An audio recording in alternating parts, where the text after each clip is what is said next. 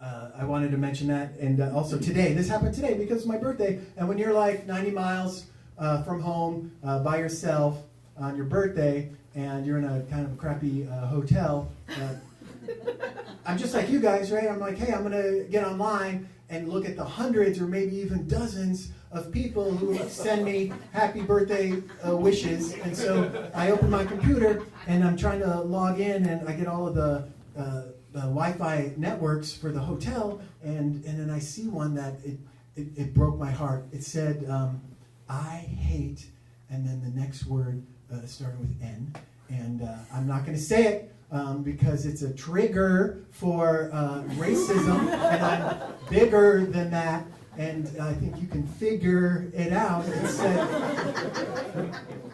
It said, I hate N-words, and that's just, that's a lot. It's my birthday, and I don't want to see that, and I couldn't get on, and I had to leave the hotel, and so I was driving around your town, and I went past the world-famous Snyder's Pretzel headquarters, and then I drove past the Utz potato chip factory, and then I was reminded, oh yeah, this is Hanover, Pennsylvania is the snack capital of the United States. That explains all those crackers. Yeah.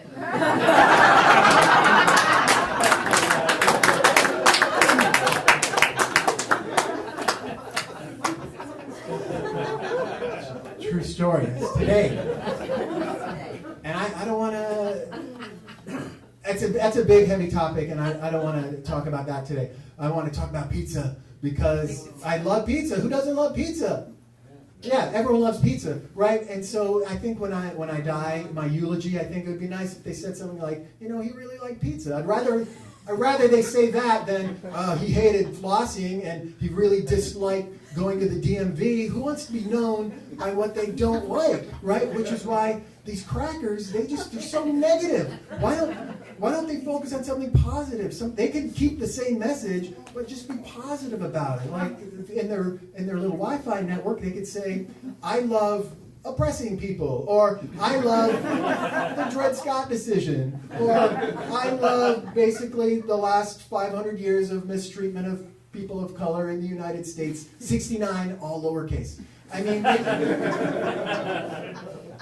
that's a lot of hate, right? I think their message, I don't believe it. All right, if you met 51% of all the black people in the world, and you hated each one of them, then I think you could officially say, okay, they don't like black people, right? But to meet that many people, that's a lot of travel, all right? And I don't think they get out that often. I mean,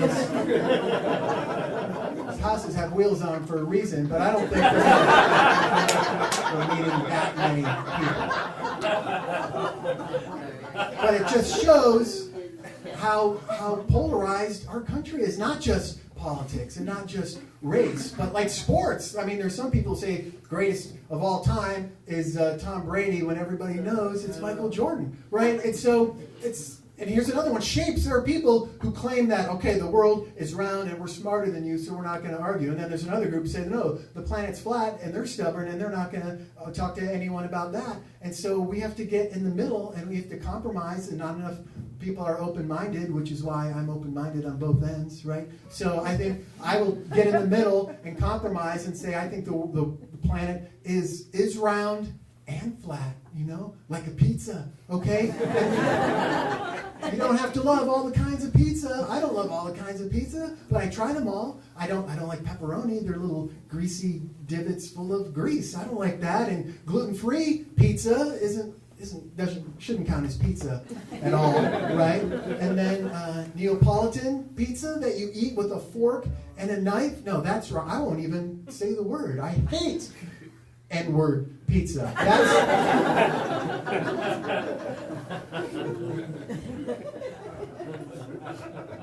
That all happened today. That was today.